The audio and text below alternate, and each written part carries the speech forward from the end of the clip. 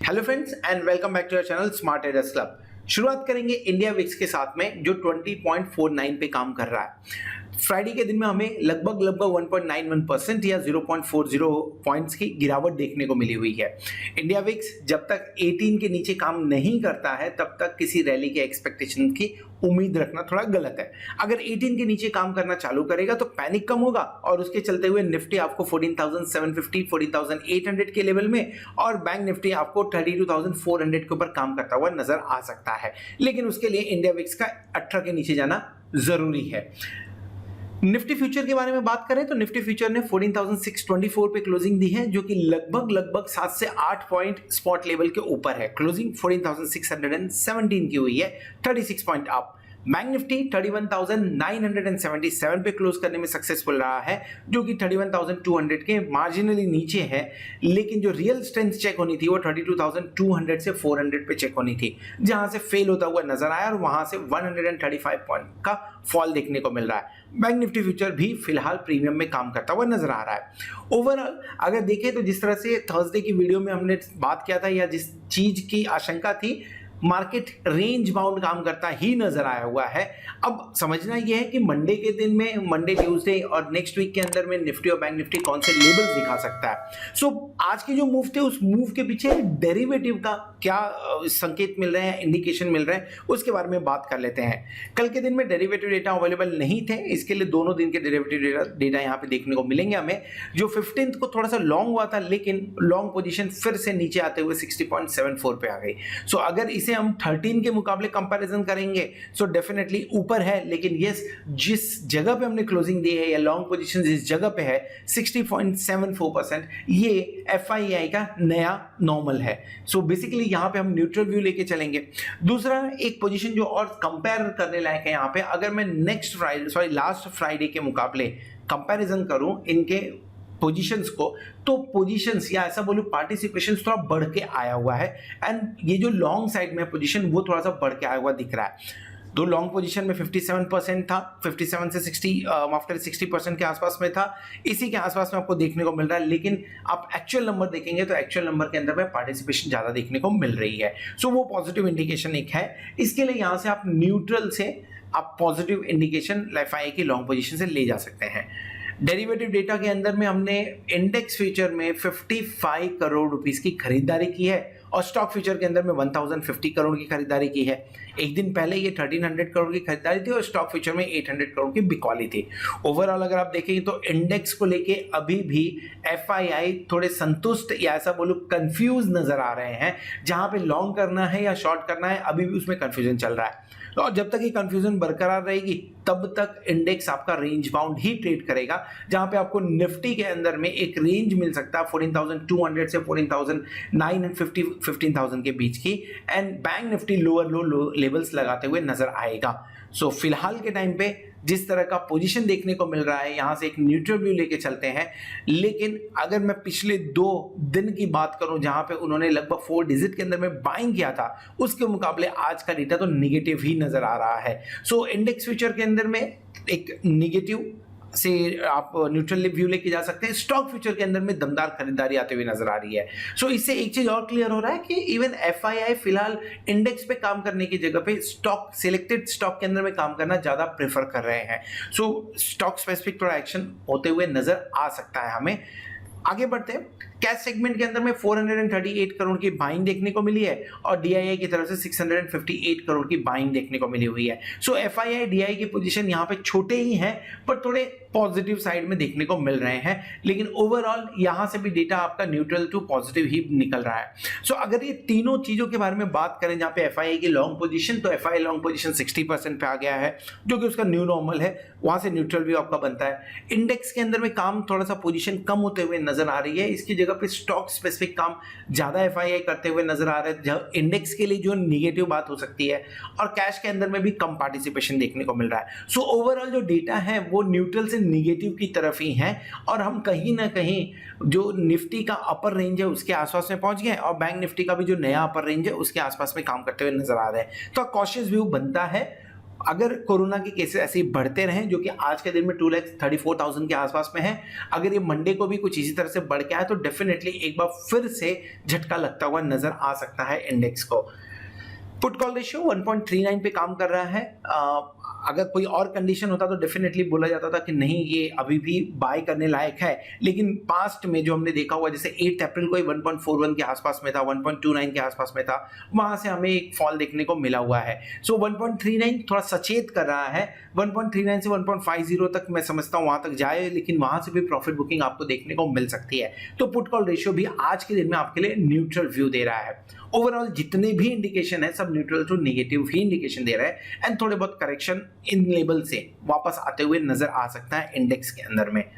Position हमने क्या ली थी फ्राइडे के दिन में, सिंस इंडेक्स आपका रेंज बाउंड था, इसके लिए इंडेक्स के अंदर में हमने कोई भी पोजीशन नहीं ली थी, इवन स्टॉक के अंदर में भी कोई पोजीशन नहीं ली थी।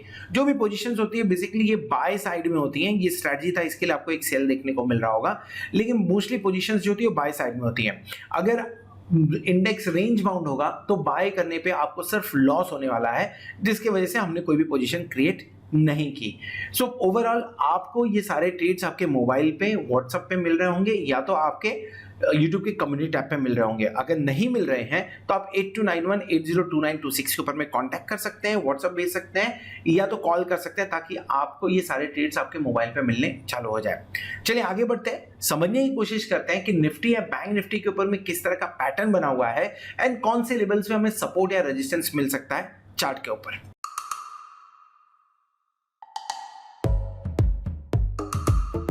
ये है सचिन कुकरेजा। इन्हें टोस को टच करना मुश्किल लगता है,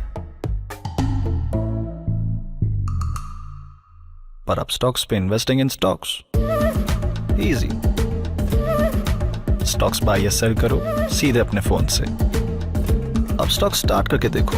Investment in securities market are subject to market risks. Read all the related documents carefully before investing. So friends, इस वीडियो में हम डिस्कस करने वाले हैं निफ्टी के बारे में। बैंक निफ्टी का भी थोड़ी ही देर में आपको ऊपर कार्ड पे क्लिक करके देखने को मिल जाएगा ना। निफ्टी के बारे में बात करें तो लास्ट वीडियो में हमने डिस्कस किया था कि ज्यादा चांसेस है कि निफ्टी आपको रेंज बाउंड काम करते हुए नजर आए, एंड पहला 15 मिनट छोड़ दे तो उसके बाद में निफ्टी आपको इन्हीं रेंज के बीच में काम करते हुए नजर भी आया हुआ है। नीचे की तरफ 14,618 के आसपास में सपोर्ट, और ऊपर की तरफ लगभग 14,700 के आसपास में रेजिस्टेंस। इन्हीं के बीच में पूरा दिन निकाल दिया है। जो लास्ट कैंडल आपको देखने को मिल रहा है, ये कैंडल इनफैक्ट एडजस्टमेंट के पहले का है। तो क्लोजिंग कहाँ हुई है? क्लोजिंग हुई है 14,617 के आसपास, एग्जैक्ट लेवल जहां पे हमने ऑलरेडी एक बार रेजिस्टेंस एंड सपोर्ट की बात की हुई है। कोई भी लेवल्स चेंज नहीं किया गया है। लास्ट वीडियोस के अंदर में भी सेम लेवल्स थे जो लेवल्स आपको यहाँ पे देखने को मिल रहे हैं।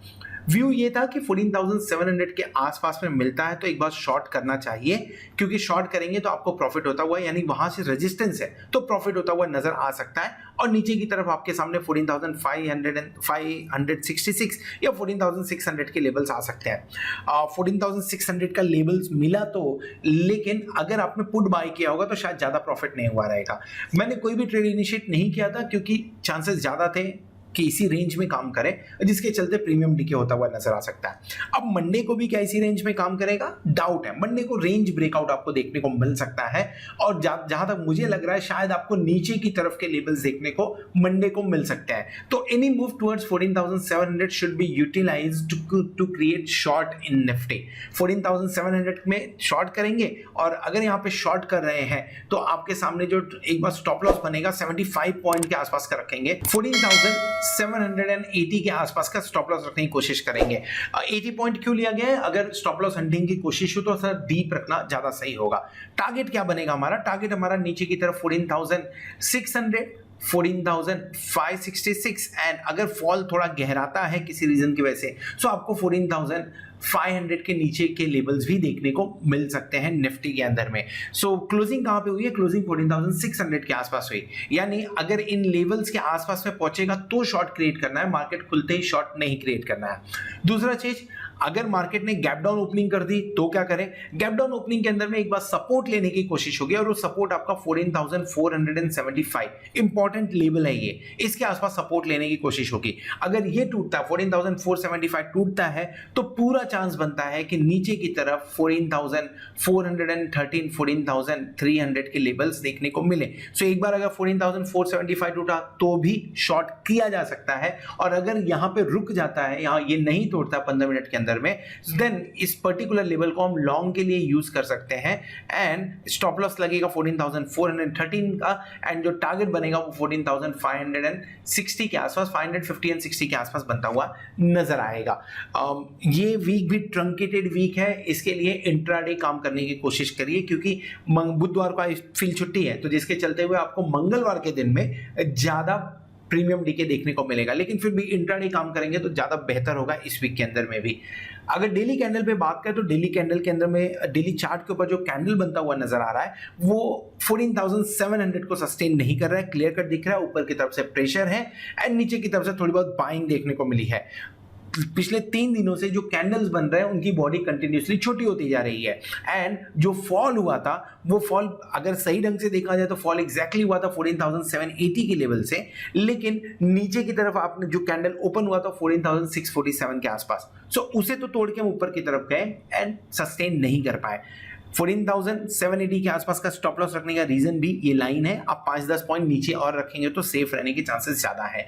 So overall candle profit booking करता हुआ नजर आ रहा है, छोटी बॉडी बनी हुई है और ये हायर हाई लो का जो पैटर्न है वो कंटिन्यूसली अभी भी दिखा रहा है। मुझे लग रहा है मंडे के दिन में शायद एक रेड कैंडल देखने को मिल जावे, और लेवल्स ऑलरेडी हमने बात कर लिए, जिन लेवल्स के आसपास में मिले उन लेवल्स के हिसाब से ही काम करना चाहिए। ये मार्केट लेवल्स वाले हैं, आपको दोनों तरफ के मौके मिलते हुए नजर आ सकते हैं।